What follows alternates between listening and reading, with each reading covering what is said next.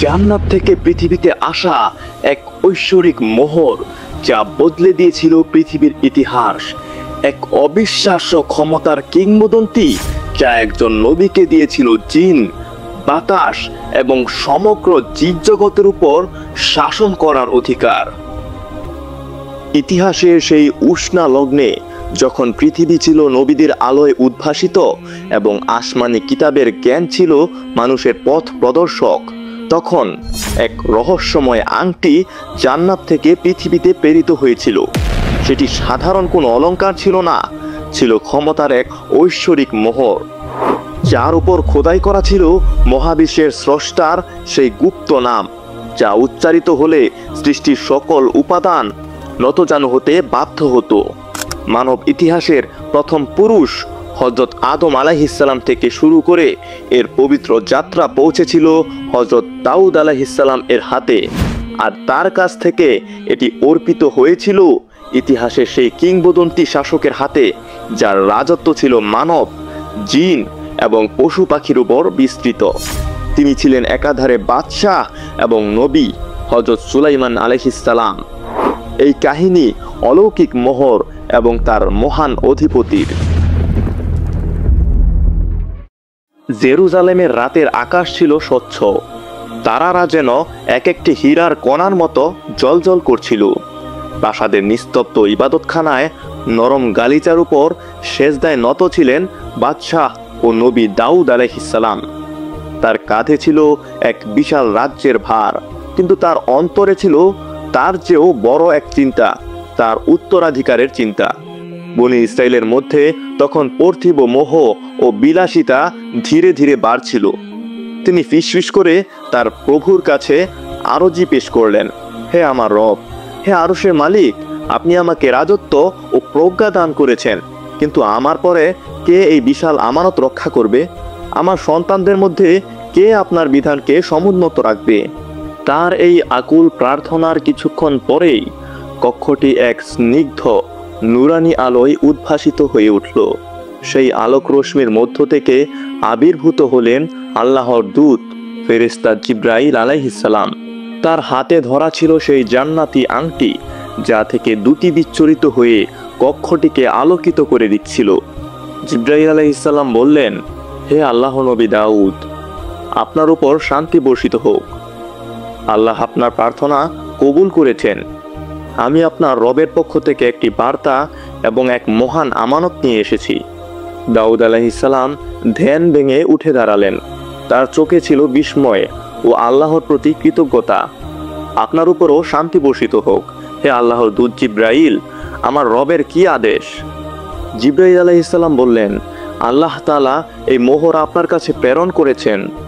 এটি কোনো সাধারণ আংটি নয়, এর উপর তার সর্বশ্রেষ্ঠ নাম ইসমে আজম খোদাই করা আছে।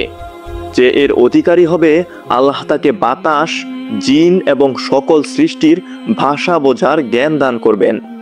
আল্লাহ আদেশ করেছেন, আপনি আপনার পুত্রদের মধ্যে সবচেয়ে যোগ্য জনের হাতে এই আমানত তুলে দেবেন, সেই হবে আপনার পর পৃথিবীর শাসক। দাউদ আলাইহিসসালাম আংটিটি হাতে নিলেন। স্বর্গীয় ধাতুর শীতল স্পর্শে তার শরীর কেঁপে উঠল। সুবহানাল্লাহ, এ তো এক বিশাল দায়িত্ব, কিন্তু কিভাবে বুঝবো আমার পুত্রদের মধ্যে কে সবচেয়ে যোগ্য? তাদের প্রত্যেকেই নিজেদের শ্রেষ্ঠ মনে করে। জিবরাইল আলাইহিসসালাম মৃদু হাসলেন, আপনার রব আপনাকে প্রজ্ঞা দান করেছেন, আপনি তাদের পরীক্ষা নিন। এমন কিছু প্রশ্ন করুন যা কেবল পার্থিব জ্ঞানে সমাধান করা সম্ভব নয়। যার উত্তরে জ্ঞানের গভীরতা থাকবে, সেই হবে এই মোহরের অধিকারী। আল্লাহ আপনার সহায় হন। এই বলে জিবরাইল আলাইহিসসালাম আলোর মধ্যে বিলীন হয়ে গেলেন। দাউদ আলাইহিসসালাম হাতে আংটিটি নিয়ে দীর্ঘক্ষণ বসে রইলেন। তার কাঁধের উপর যেন সমগ্র পৃথিবীর ভার এসে পড়ল। বাদশাহ দাউদের সুবিশাল রাজদরবারে বনী ইসরায়েলের গণ্যমান্য ব্যক্তি, আলেম এবং সেনাপতিরা উপস্থিত। সবার চোখে মুখে কৌতূহল এবং উত্তেজনা। দাউদ আলাইহিসসালাম এর 19 জন পুত্র এক সারিতে দণ্ডায়মান।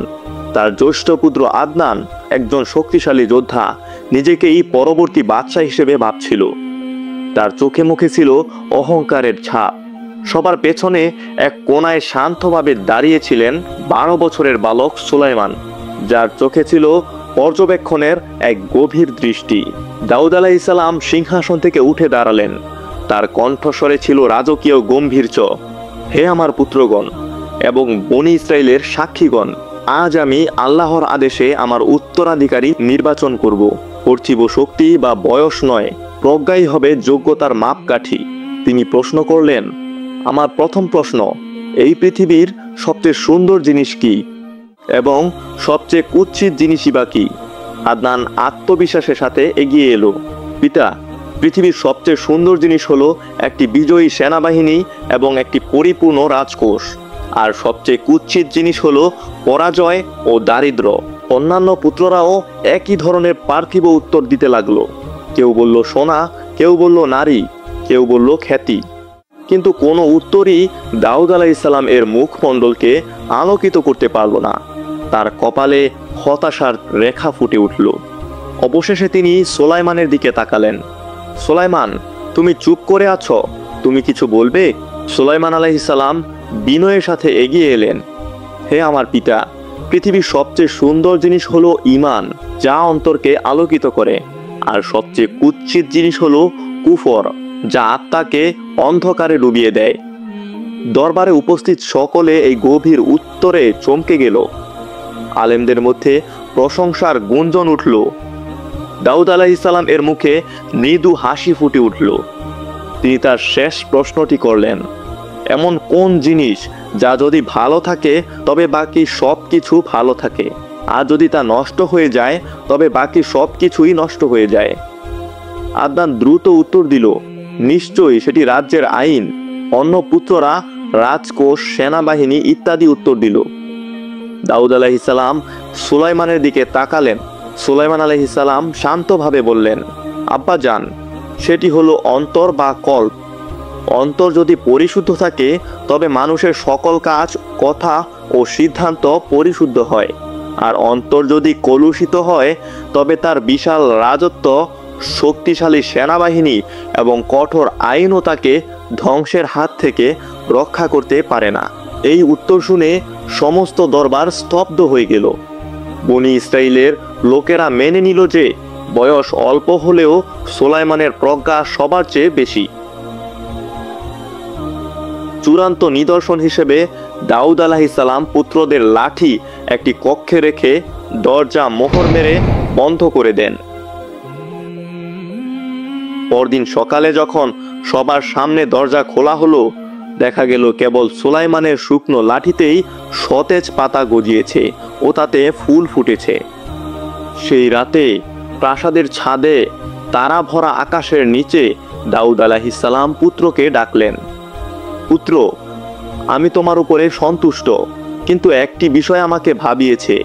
তুমি উত্তর দেওয়ার সময় বারবার মৃদু হাসছিলে কেন? সুলাইমান আলাইহিস সালাম মাথা নিচু করে বললেন, হে পিতা, আমাকে ক্ষমা করুন। অদ্যত নয়, বরং বিস্ময় ছিল আমার হাসির কারণ। আমি নিজেই এই প্রশ্নগুলোর উত্তর জানতাম না। যখনই আপনি প্রশ্ন করছিলেন, আমার পায়ের কাছে একটি ক্ষুদ্র পিপিলিকা আমাকে সঠিক উত্তরটি কানে কানে বলে দিচ্ছিল। আমি ভাবছিলাম আল্লাহ তাআলা তার সবচেয়ে ক্ষুদ্র সৃষ্টির মাধ্যমেও কত বিশাল জ্ঞান প্রকাশ করতে পারেন। দাউদ আলাইহিস সালাম বুঝলেন, আল্লাহ যাকে চান এভাবেই তাকে জ্ঞান দান করেন। তিনি পুত্রকে বুকে জড়িয়ে ধরলেন এবং পরদিন ভরা দরবারে হযরত সুলাইমানের আঙুলে সেই ঐশ্বরিক আংটি পরিয়ে দিলেন। সেই মুহূর্ত থেকে শুরু হলো এক নতুন অধ্যায়, এক কিংবদন্তি শাসনের সূচনা। হযরত সুলাইমান আলাইহিস সালাম এখন নবী এবং বাদশাহ। একদিন তিনি তার সুবিশাল রাজপ্রাসাদের চত্বরে দাঁড়িয়ে আকাশের দিকে তাকিয়ে দোয়া করলেন, হে আমার রব, আমাকে এমন এক রাজত্ব দান করুন যা আমার পরে আর কেউ কখনো পাবে না। তার দোয়া কবুল হলো। হঠাৎ আকাশ কাঁপিয়ে এক ভয়ঙ্কর অগ্নিশিখা তার সামনে আছড়ে পড়ল। সেই আগুনের মধ্য থেকে বেরিয়ে এলো ধোঁয়ার কুণ্ডলী এবং তা থেকে রূপ নিল বিশাল দেহী ভয়ঙ্কর সব জিন। তাদের সর্দার এক শক্তিশালী ইফরিত সামনে এগিয়ে এলো। তার চোখে আগুন জ্বলছিল। ইফরিত গর্জে উঠে বলল, হে আদম সন্তান, কোন সাহসে তুমি আমাদের আগুনের সন্তানদের ডেকেছ? আমরা তোমার এই মাটির বিশ্বকে এক মুহূর্তে ছারকার করে দিতে পারি।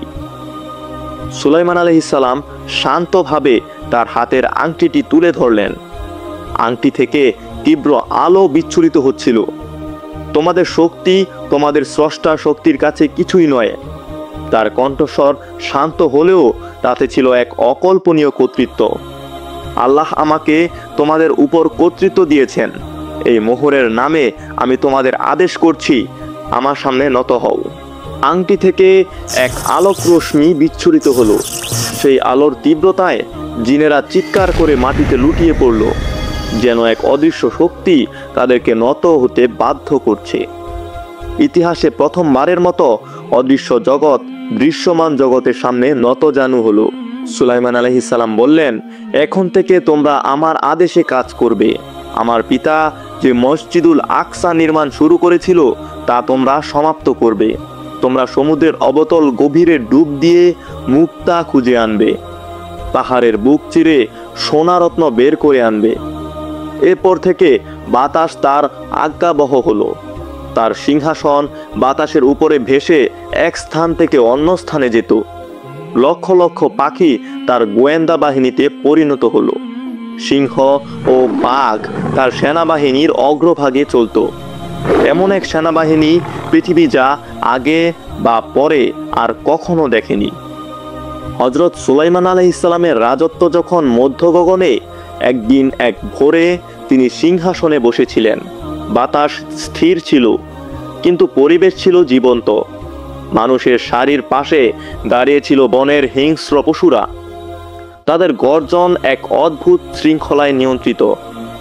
মাথার উপরে আকাশ প্রায় দেখাই যাচ্ছিল না, কারণ লক্ষ লক্ষ পাখিরা তাদের ডানায় ঢেকে রেখেছিল সূর্যের আলো। আর এই দৃশ্যমান বাহিনীর পেছনেই ছিল অদৃশ্য শক্তি, অগ্নি ও ধোঁয়ার তৈরি জিনেরা, যাদের উপস্থিতিতে বাতাসও যেন কেঁপে উঠছিল। হযরত সুলাইমান আলাইহিস সালাম তার সিংহাসনে বসে এই বিশাল বাহিনী পরিদর্শন করছিলেন। প্রতিটি সেনার মুখ, প্রতিটি পশুর চোখ এবং প্রতিটি পাখির ডানার ঝাপটা তার নজরে ছিল। হঠাৎ তিনি খেয়াল করলেন তার পক্ষীকুলের মাঝে তার প্রিয় হুদহুদ নেই।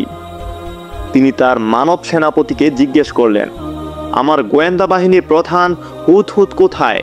তার কণ্ঠস্বর শান্ত হলেও তাতে ছিল এক রাজার কর্তৃত্ব, যা অমান্য করার সাধ্য কারো ছিল না। আমি তাকে তার নির্দিষ্ট স্থানে দেখছি না। সে কি বিনা অনুমতিতে অনুপস্থিত? সেনাপতি নতজানু হয়ে বলল, হে আল্লাহর নবী, আমরা তাকে সকাল থেকে দেখিনি। সুলাইমান আলাইহিস সালামের মুখমণ্ডল কঠিন হয়ে উঠল। এটি ছিল শৃঙ্খলার প্রশ্ন। তিনি বললেন, যদি সে তার অনুপস্থিতির উপযুক্ত কারণ দর্শাতে না পারে তবে তার শাস্তি হবে কঠোর। আমি তাকে হয় কঠিন শাস্তি দেব অথবা জবাই করব। কিন্তু তার রাজকীয় ক্রোধের আড়ালে ছিল এক নবীর চিন্তা। তিনি ভাবলেন, হতে পারে সে কোনো বিপদে পড়েছে অথবা কোনো জরুরি খবর আনতে গেছে। তিনি পাখিদের রাজা ইকাপ নামক এক বিশাল ঈগলকে ডেকে পাঠালেন এবং তাকে হুদহুদের সন্ধানে প্রেরণ করলেন। ঠিক সেই মুহূর্তে যখন ইকাপ আকাশে উড়াল দেওয়ার প্রস্তুতি নিচ্ছিল, তখন দূর আকাশে একটি বিন্দুর মতো হুদহুদকে দেখা গেল। সে যেন বাতাসের চেয়েও দ্রুত বেগে উড়ে আসছিল। অবশেষে সে নবীর সামনে এসে বসল। তার ছোট বুকটা দ্রুত ওঠানামা করছিল, ডানা দুটি ক্লান্তিতে কাঁপছিল, কিন্তু চোখে ছিল উত্তেজনার এক অদ্ভুত দ্যুতি। হুদহুদ হাঁপাতে হাঁপাতে বলল, হে আমার মনিব, আমাকে ক্ষমা করবেন। আমি এমন এক রাজ্য থেকে এসেছি যার খবর আপনি জানেন না। আমি আপনার জন্য সাবার দেশ থেকে এক নিশ্চিত খবর নিয়ে এসেছি। সুলাইমান আলাইহিস সালাম তার কথায় মনোযোগ দিয়ে দিলেন। হুদহুদ বলতে শুরু করলো, সেখানে বিলকিস নামের এক অত্যন্ত রূপবতী ও জ্ঞানী নারী শাসন করেন। তার রাজ্য ধন সম্পদে পরিপূর্ণ। তার এমন এক সিংহাসন আছে যা সোনা ও হীরা দিয়ে তৈরি। কিন্তু তারা পথভ্রষ্ট। তারা এক আল্লাহকে ছেড়ে তারই সৃষ্টি উদীয়মান সূর্যকে উপাসনা করে। শয়তান তাদের এই কাজকে এত সুন্দর করে দেখিয়েছে যে তারা নিজেদের ভুল বুঝতেও পারছে না। হুদহুদের বর্ণনা শুনে হযরত সুলাইমান আলাইহিস সালাম কিছুক্ষণ চুপ করে রইলেন। একটি জাতি এত জ্ঞান ও সমৃদ্ধি নিয়েও কিভাবে এমন অন্ধকারে থাকতে পারে? তিনি একটি পত্র লিখলেন, যার ভাষা ছিল সংক্ষিপ্ত কিন্তু শক্তিশালী। তিনি পত্রটি হুদহুদের হাতে দিয়ে বললেন, এটি নিয়ে রানীর কাছে পৌঁছে দাও এবং আড়াল থেকে দেখবে সে কি প্রতিক্রিয়া জানায়। হুদহুদ পত্রটি নিয়ে উড়াল দিল। এদিকে সাবার রানীর স্বয়ং কক্ষ ছিল তার রাজ্যের মতোই সুরক্ষিত এবং ঐশ্বর্যমণ্ডিত। 7টি ভিন্ন ঘরের ভেতরে অবস্থিত, প্রতিটিতে ভারী তালা লাগানো এবং সশস্ত্র প্রহরী পাহারারত। সেই কক্ষের বাতাসে ভাসছিল দামি আতরের সুবাস এবং দেয়ালে ঝুলছিল বিরল শিল্পকর্ম। রানী বিলকিস তখন তার কক্ষে একাকী ছিলেন, রাজ্যের ভবিষ্যৎ নিয়ে চিন্তায় মগ্ন। হুদহুদ দেখল সরাসরি প্রবেশ করা অসম্ভব। সে প্রাসাদের চূড়ায় উঠতে উঠতে একটি খোলা জানালা দেখতে পেল। সেই জানালার কাছে গিয়ে অপেক্ষা করতে লাগলো। যখন রানী তার প্রসাধনীর সামনে বসলেন, হুদহুদ নিঃশব্দে উড়ে এসে তার সামনে পত্রটি ফেলে দিল এবং দ্রুত অদৃশ্য হয়ে গেল। বিলকিস প্রথমে পত্রটি দেখে চমকে উঠলেন। এই সুরক্ষিত কক্ষে, যেখানে বাতাসও অনুমতি ছাড়া প্রবেশ করতে পারে না, সেখানে এই পত্র এলো কোথা থেকে? তিনি পত্রটি খুললেন। সেখানে লেখা ছিল, পরম করুণাময় অসীম দয়ালু আল্লাহর নামে। এই পত্র সুলাইমানের পক্ষ থেকে। আমার বিরুদ্ধে ঔদ্ধত্য প্রদর্শন করো না এবং আত্মসমর্পণ করে আমার কাছে এসো। পত্রটি পড়ে তার মুখমণ্ডল রক্তশূন্য হয়ে গেল। এ কোনো রাজার চিঠি নয় যিনি কর দাবি করছেন, এ কোনো মিত্রের চিঠি নয় যিনি সন্ধি চাইছেন। এ এক নবীর আহ্বান, যা তার সমগ্র অস্তিত্ব, বিশ্বাস এবং তার সিংহাসন সবকিছুকে প্রশ্নের মুখে দিয়েছে। তিনি তৎক্ষণাৎ তার সভাসদদের ডাকলেন। তার প্রধান সেনাপতি গর্জে উঠলেন, মহারানী, এ তো স্পষ্ট হুমকি। আমাদের বিশাল সেনাবাহিনী আছে, আমরা যুদ্ধ করব, আমাদের সূর্যদেব আমাদের রক্ষা করবেন। কিন্তু রাজ্যের বৃদ্ধ ও জ্ঞানী মন্ত্রী বললেন, সেনাপতি, আবেগ দিয়ে রাজ্য চলে না। আমরা সুলাইমানের শক্তি সম্পর্কে কিছুই জানি না। যে ব্যক্তি কোনো দূত না পাঠিয়ে আমাদের সুরক্ষিত মহলে চিঠি পাঠাতে পারে, সে কোনো সাধারণ মানুষ নয়। হুট করে যুদ্ধে জড়ানো হবে আত্মহত্যার শামিল। বিলকিস দুজনের কথাই শুনলেন। তার ভেতরে তখন চলছিল এক তুমুল ঝড়। যুদ্ধ করলে রাজ্যের ধ্বংস অনিবার্য, আর আত্মসমর্পণ করলে হারাতে হবে পূর্বপুরুষদের ধর্ম ও সম্মান। তিনি এক অসাধারণ রাজনৈতিক সিদ্ধান্ত নিলেন। আপনারা শান্ত হন, তিনি বললেন। আমি যুদ্ধ বা আত্মসমর্পণ কোনোটিই করব না। আমি তার প্রজ্ঞা পরীক্ষা করব। আমরা এক অমূল্য উপহার পাঠাবো। যদি তিনি সাধারণ রাজা হন, তবে উপহারের লোভে আমাদের ছাড় দেবেন। আর যদি তিনি সত্যিই আল্লাহর নবী হন, তবে তিনি পার্থিব মোহ প্রত্যাখ্যান করবেন। তখনই আমরা আমাদের পরবর্তী পদক্ষেপ নেব। রানী বিলকিসের দূতরা হযরত সুলাইমান আলাইহিস সালামের রাজ্যের উদ্দেশ্যে রওনা হলেন। তারা মরুভূমির বালির মধ্য দিয়ে চলতে লাগলেন। পাহাড়ের উঁচু নিচু ঢাল পেরিয়ে অবশেষে যখন তারা হযরত সুলাইমান আলাইহিস সালাম এর দরবারে পৌঁছালেন, তাদের চোখ ধাঁধিয়ে গেল। তারা যে সোনা হীরা নিয়ে এসেছিল তা সুলাইমানের রাজ্যের পথের ধুলার সমানও নয়। সাবা রাজ্যের প্রধান দূত, এক প্রবীণ ও জ্ঞানী ব্যক্তি, তার সঙ্গীদের নিয়ে হযরত সুলাইমান আলাইহিস সালাম এর রাজ দরবারে প্রবেশ করলেন। তারা বলতে লাগলেন, হে মহান বাদশাহ, আমাদের মহারানী বিলকিস আপনার প্রজ্ঞার খ্যাতি শুনেছেন। তিনি আপনার জন্য জ্ঞানগর্ভ প্রশ্ন এবং সামান্য উপহার পাঠিয়েছেন। তিনি দেখতে চান আপনার জ্ঞান কি লোককথার মতোই গভীর, নাকি তা কেবলই কথা মাত্র। হযরত সুলাইমান আলাইহিস সালাম মৃদু হাসলেন তার দৃষ্টি ছিল শান্ত, কিন্তু তা যেন দূতের অন্তরের গভীর পর্যন্ত দেখতে পাচ্ছিল। তিনি বললেন, তোমাদের রানী যা পাঠিয়েছেন তা পেশ করো। জ্ঞান আল্লাহর পক্ষ থেকে আসে এবং তিনি যাকে ইচ্ছা তা দান করেন। প্রধান দূতের ইশারায় দরবারের বিশাল দরজা খুলে গেল এবং একদল শিশু কিশোর ভেতরে প্রবেশ করল। তাদের সংখ্যা ছিল 10 জন। প্রত্যেকেই ছিল দেখতে হুবহু একই রকম, যেন একই ছাঁচে গড়া। তাদের পরনে ছিল একই ধরনের রাজকীয় পোশাক, মাথায় একই ধরনের অলংকার। তাদের মুখমণ্ডল, চুলের বিন্যাস, এমনকি কণ্ঠস্বর পর্যন্ত ছিল হুবহু এক। দরবারে উপস্থিত সকলেই অবাক হয়ে গেল। প্রধান দূত বললেন, হে বাদশাহ, এদের মধ্যে 5 জন বালক এবং 5 জন বালিকা। তাদের পোশাক ও সাজসজ্জা এমনভাবে করা হয়েছে যাতে কোনো পার্থক্য বোঝা না যায়। আমাদের মহারানীর প্রথম প্রশ্ন হলো, আপনি কোনো কিছু স্পর্শ না করে বা প্রশ্ন না করে কিভাবে এদের মধ্যে বালক ও বালিকা শনাক্ত করবেন? দরবারে গুঞ্জন উঠল, এ তো এক অসম্ভব পরীক্ষা। হযরত সুলাইমানের মন্ত্রী এবং সভাসদরা একে অপরের দিকে তাকাতে লাগলেন। প্রধান দূতের ঠোঁটের কোণে ফুটে উঠল এক আত্মবিশ্বাসের হাসি। তিনি জানতেন এই পরীক্ষার কোনো পার্থিব সমাধান নেই। হযরত সুলাইমান আলাইহিস সালাম কিছুক্ষণ স্থির চোখে শিশুদের দিকে তাকিয়ে রইলেন। তার দৃষ্টিতে ছিল গভীর পর্যবেক্ষণ। তিনি কোনো তাড়াহুড়া করলেন না। অবশেষে তার খাদিমকে ইশারা করলেন, যাও। তিনি শান্তভাবে বললেন, 10টি বড় কারুকার্য খচিত পাত্র নিয়ে এসো এবং তাতে পরিষ্কার পানি ভরে এদের সামনে রেখে আসো। তাদের বলো তাদের হাত ও মুখ ধুয়ে নিতে। এই অদ্ভুত আদেশে রাজদরবারের বিস্ময় আরও বাড়ল। হাত ধোয়ার সাথে লিঙ্গ পরিচয়ের সম্পর্ক কি? দূতের মুখে হাসি ফুটে উঠল। বাদশাহ হয়তো সময় ক্ষেপণ করছেন। পাত্রগুলো আনা হলো। শিশুরা একে একে এগিয়ে গেল, আর তখনই ঘটল সেই বিস্ময়কর ঘটনা। 5 জন শিশু প্রায় এক ছাপ দিয়ে পাত্রের কাছে পৌঁছে গেল।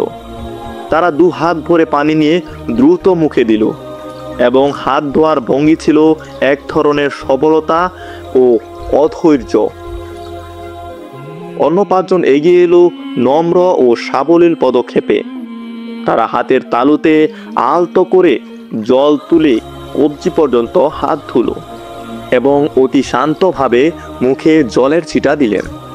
তাদের প্রতিটি ভঙ্গি ছিল এক সহজাত কোমলতা ও লজ্জা।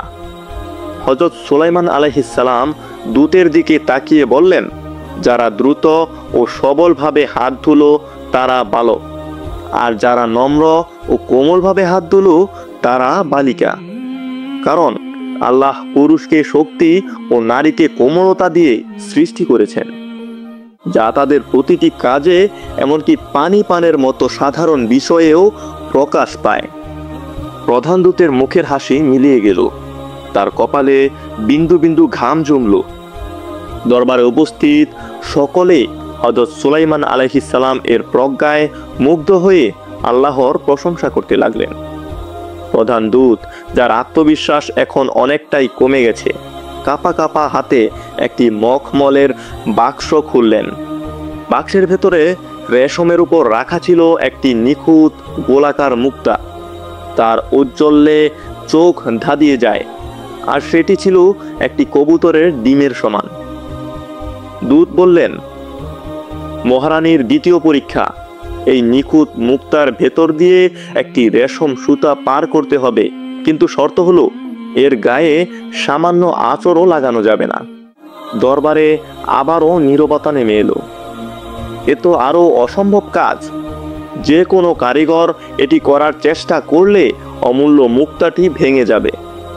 হযরত সুলাইমান আলাইহিস সালাম মুক্তাটি হাতে নিলেন। তিনি কোনো কারিগরকে ডাকলেন না।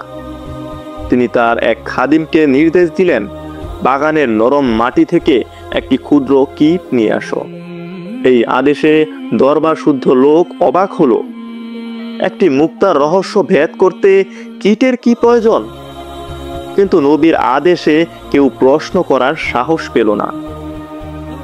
একটি ক্ষুদ্র কীট আনা হলো।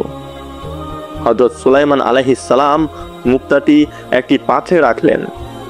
তিনি একটি রেশম সুতার এক প্রান্ত কীটের মুখে ধরিয়ে দিলেন এবং মুক্তার অপর প্রান্তে রাখলেন এক ফোঁটা মধু। সকলে নিঃশ্বাস বন্ধ করে দেখতে লাগলো। ক্ষুদ্র সেই কীটটি সুতার প্রান্ত মুখে নিয়ে মুক্তার গায়ে বসলো এবং অলৌকিকভাবে মুক্তার ভেতর দিয়ে পথ করে অপর প্রান্তে মধুর গন্ধের দিকে এগিয়ে যেতে লাগলো। কিছুক্ষণ পর কীটটি মুক্তার অন্য প্রান্ত দিয়ে বেরিয়ে এলো, আর তার সাথে পার হয়ে এলো রেশমের সুতাটি। মুক্তাটি রইল আগের মতোই নিখুঁত, কিন্তু তার ভেতর দিয়ে পার হয়ে গেছে অসম্ভব এক পথ। প্রধান দূতের মুখ ফ্যাকাশে হয়ে গেল, তার কপাল বেয়ে ঘাম গড়িয়ে পড়ল। তিনি বুঝতে পারছিলেন তিনি কোনো সাধারণ রাজার সামনে দাঁড়াননি। তিনি তার শেষ সম্বল, শেষ পরীক্ষাটি পেশ করলেন। এটি ছিল একটি মূল্যবান ইয়াকুত পাথর, যার ভেতরে ছিল মৌমাছির চাকের মতো পেঁচানো এবং আঁকাবাঁকা এক সরু পথ। খালি চোখে সেই পথ দেখাই যায় না। দূত কাপা কণ্ঠস্বরে বললেন, মহারানীর শেষ প্রশ্ন, এই পাথরের এই আঁকাবাঁকা ছিদ্র দিয়ে একটি সুতা পার করতে হবে। সুলাইমান আলাইহিস সালাম এবারও মৃদু হাসলেন। তিনি সেই ক্ষুদ্র কীটকে আবারও ডাকলেন। তিনি রেশমের সুতাটি এবার কীটের পায়ে আলতো করে বেঁধে দিলেন এবং তাকে পাথরের এক প্রান্তে রাখলেন। এরপর পাথরের অন্য প্রান্তে রাখলেন এক ফোঁটা সুগন্ধিযুক্ত মধু। সকলে দেখল ক্ষুদ্র সেই প্রাণীটি যেন এক অভিজ্ঞ পথ প্রদর্শকের মতো সেই আঁকাবাঁকা পথ পাড়ি দিয়ে অপর প্রান্তে পৌঁছালো, আর তার সাথে পার হয়ে এলো রেশম সুতাটি। এই দৃশ্য দেখার পর সাবার প্রধান দূতের আর কোনো শক্তি রইল না। তিনি এবং তার সঙ্গীরা তৎক্ষণাৎ বললেন, হে মহান বাদশাহ, আমরা এসেছিলাম আপনার প্রজ্ঞা পরীক্ষা করতে, কিন্তু এখন বুঝতে পারছি আমরা আল্লাহর একজন নবীর নিদর্শন প্রত্যক্ষ করতে এসেছি। আমাদের রানীকে বলবার মতো আর কোনো ভাষা আমাদের নেই। আমরা সাক্ষ্য দিচ্ছি আপনার জ্ঞান পার্থিব নয়, আসমানি। হযরত সুলাইমান আলাইহিস সালাম বললেন, তোমাদের রানীকে গিয়ে বলো, এই সামান্য জ্ঞান সেই সত্তার পক্ষ থেকে যিনি পিপিলিকা এবং কীট পতঙ্গের ভাষাও বোঝেন। এখন পার্থিব উপহার নয়, আমি তার পক্ষ থেকে আত্মসমর্পণের উপহারের অপেক্ষায় রইলাম। দূতেরা ভীত ও বিস্মিত হয়ে সাবায় ফিরে এলো। তারা রানীর সামনে নতজানু হয়ে বলল, মহারানী, আমরা কোনো রাজার সাথে দেখা করে আসিনি, বরং আমরা এমন একজনের সাথে দেখা করেছি যার সেনাবাহিনীতে মানুষ, জিন এবং হিংস্র পশুরা একসাথে লড়াই করে, যার জ্ঞান আসমানি এবং যার ক্ষমতা আমাদের কল্পনারও বাইরে। তার সাথে যুদ্ধ করা বাতাসের সাথে যুদ্ধ করার সমান। এই কথা শুনে রানী বিলকিসের শেষ অহংকারটুকু চূর্ণ বিচূর্ণ হয়ে গেল। তিনি বুঝলেন তিনি এক ঐশ্বরিক শক্তির মুখোমুখি হতে চলেছেন। তিনি নিজেই জেরুজালেমে যাওয়ার সিদ্ধান্ত নিলেন। এদিকে হযরত সুলাইমান আলাইহিস সালাম তার পরিষদকে বললেন, রানী বিলকিস আত্মসমর্পণ করতে আসছেন, কিন্তু আমি চাই তিনি এখানে পৌঁছানোর আগেই আল্লাহর ক্ষমতার আরও একটি নিদর্শন দেখুন, যাতে তার অন্তরে বিশ্বাসের আলো জ্বলে ওঠে। তোমাদের মধ্যে এমন কে আছো যে তার সিংহাসনটি আমার সামনে হাজির করতে পারবে? এক দৈত্য জিন বলল, আপনি আপনার এই সিংহাসন থেকে ওঠার আগেই আমি তা এনে হাজির করতে পারবো। কিন্তু দরবারের এক আলেম, যিনি আল্লাহর ইসমে আজম এ জ্ঞান রাখতেন, তিনি বিনয়ের সাথে বললেন, হে আল্লাহর নবী, আমার কাছে কিতাবের যে জ্ঞান আল্লাহ দান করেছেন তার মাধ্যমে আমি আপনার চোখের পলক ফেলার আগেই তা আপনার সামনে উপস্থিত করতে পারি। সুলাইমান আলাইহিস সালাম ইশারা করতেই দরবারের মাঝখানে এক মুহূর্তের জন্য স্থান কাল যেন থমকে গেল। কোনো শব্দ ছাড়াই সাবা রানীর সেই বিশাল ও কারুকার্য খচিত সিংহাসন সেখানে আবির্ভূত হলো। দরবারে সকলে বিস্ময়ে হতবাক হয়ে গেল। রানী বিলকিস তার বিশাল কাফেলা নিয়ে জেরুজালেমের উদ্দেশ্যে রওনা হলেন। দীর্ঘ পথ পাড়ি দিয়ে যখন তিনি সুলাইমান আলাইহিস সালাম এর রাজ্যের কাছাকাছি পৌঁছালেন, তখন থেকেই তিনি বিস্ময়ের পর বিস্ময়ে দেখতে লাগলেন। অবশেষে তিনি যখন সুলাইমানের প্রাসাদে প্রবেশ করলেন, তখন তার মনে হলো তিনি যেন এক অন্য জগতে প্রবেশ করছেন। প্রাসাদের মেঝেটি ছিল স্বচ্ছ স্ফটিকের তৈরি, যা এতটাই পরিষ্কার ছিল যে নিচে প্রবাহমান পানির স্রোত এবং সাঁতার কাটা রঙিন মাছগুলো স্পষ্ট দেখা যাচ্ছিল। তার মনে হলো তিনি পানির উপর দিয়ে হাঁটতে চলেছেন। তাই তিনি অবচেতনভাবেই তার পোশাক কিছুটা উপরে তুলে ধরলেন, যাতে তা ভিজে না যায়। সুলাইমান আলাইহিস সালাম স্মিত হেসে বললেন, হে রানী, আপনার পোশাক উপরে তোলার প্রয়োজন নেই। এটি পানি নয়, বরং স্বচ্ছ স্ফটিকের তৈরি একটি প্রাসাদ। রানী লজ্জিত ও বিস্মিত হলেন। তিনি বুঝলেন এই রাজ্যের জ্ঞান ও প্রযুক্তি তার রাজ্যের চেয়েও অনেক উন্নত। এরপর তার চোখ পড়ল একটু দূরে রাখা একটি সিংহাসনের উপর। তার হৃদস্পন্দন যেন এক মুহূর্তের জন্য থেমে গেল। তিনি এগিয়ে গেলেন সিংহাসনটির দিকে। সিংহাসনটি স্পর্শ করলেন। প্রতিটি কারুকার্য, প্রতিটি রত্ন সবই তার চেনা। এ তো আমারই সিংহাসন। তার কণ্ঠস্বর কেঁপে উঠল। কিন্তু এটা এখানে কিভাবে? তিনি কিছুক্ষণ স্তব্ধ হয়ে হযরত সুলাইমান আলাইহিস সালামের দিকে তাকালেন। তার চোখে আর কোনো প্রশ্ন ছিল না, ছিল কেবল আত্মসমর্পণের গভীর উপলব্ধি। তিনি নতজানু হলেন। হে নবী, আমি এতদিন নিজের প্রতি অবিচার করেছি। আমি এবং আমার প্রজারা এমন এক শক্তির উপাসনা করতাম যা নিজেই আল্লাহর সৃষ্টি, যা সকালে উদিত হয় এবং সন্ধ্যায় অস্ত যায়। আমি আপনার জ্ঞান, আপনার ক্ষমতা এবং আপনার রবের নিদর্শন দেখলাম। আমি সাক্ষ্য দিচ্ছি আল্লাহ ছাড়া কোনো উপাস্য নেই, যিনি সূর্য এবং এই সমগ্র বিশ্বের স্রষ্টা, এবং আপনি তার প্রেরিত নবী। আমি আপনার হাতে ইসলাম গ্রহণ করছি। তার এই স্বীকারোক্তির সাথে সাথে যেন তার অন্তর থেকে বহু বছরের অন্ধকারের বোঝা নেমে গেল। তারপর হযরত সুলাইমান আলাইহিস সালাম ও রানী বিলকিসের বিবাহ সম্পন্ন হয় এবং দুই রাজ্য একত্রিত হয়ে আল্লাহর বিধান অনুযায়ী পরিচালিত হতে থাকে। সাবার সূর্য মন্দিরগুলো ভেঙে সেখানে আল্লাহর ইবাদতখানা নির্মাণ করা হয় এবং হযরত সুলাইমান আলাইহিস সালাম এর স্বর্ণযুগ তার সবচেয়ে শিখরে পৌঁছায়।